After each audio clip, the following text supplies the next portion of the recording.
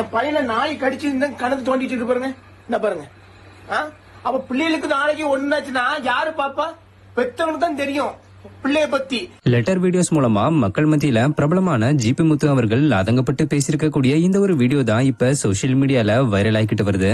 ஆக்சுவலா சமீபத்துல டெல்லியில 6 வயசு குழந்தை திருநாய் கடிச்சு இறந்து போனதுனால அது பெரிய இஷ்யூவா மாறி சுப்ரீம் கோர்ட் கடந்த 11ஆம் தேதி டெல்லியில உள்ள எல்லா திருநாய்களையும் பிடிச்சு கொண்டு போய் கருத்தடை ஊசி போட்டு அதுங்களை காப்பகங்கள்ல அடைக்கணும்னு உத்தரவு போட்டிருந்தாங்க.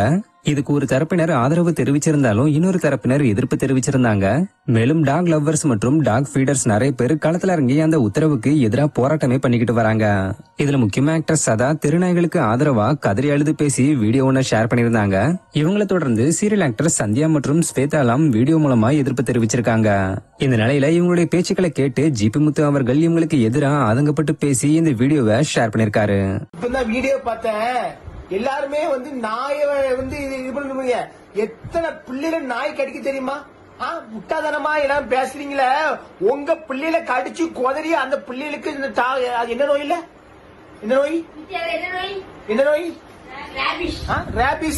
ரேபிஸ் நோய் அந்த பிள்ளை துடிச்சு போச்சுல, அப்ப நெஞ்சு வலிக்கும். ஆமா, இப்ப எல்லாருமே சும்மா போட்டுக்கிட்டு எல்லாம் நான் இப்ப நியூஸ் பாக்கேனா. என்ன பாருங்க, என் பையனை பாருங்க. என்ன பாருங்க, என் பையனை நாய் கடிச்சு கணக்கு தோண்டிட்டு இருக்கு பாருங்க. என்ன பாருங்க. அப்ப பிள்ளைகளுக்கு நாளைக்கு ஒண்ணுச்சுன்னா யாரு பாப்பா? பெத்தவனுக்கு தான் தெரியும் பிள்ளைய பத்தி.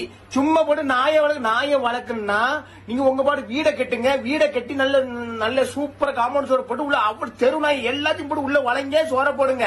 பேசுறதுக்கு முன்னாடி நல்லா பேசிக்கலாம். பிள்ளைகளுக்கு ஒண்ணுன்னா நம்ம நெஞ்சு தாங்காது.